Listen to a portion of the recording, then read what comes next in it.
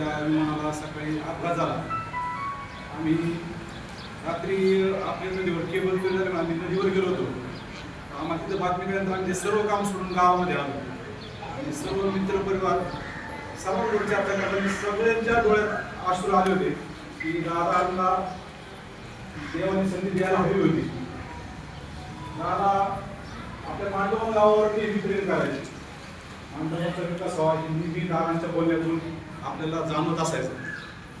अशा दादांच्या जाणीवेने आपल्या मांडवण ग्रामस्थांवर आणि आपल्या सर्वच महाराष्ट्रावर जे शोककाळ पसरले आहे त्यातून सर्व कार्यकर्त्यांना, शेतकरी बंधूंना, ग्रामस्थांना सावरण्याची संधी मिळावी.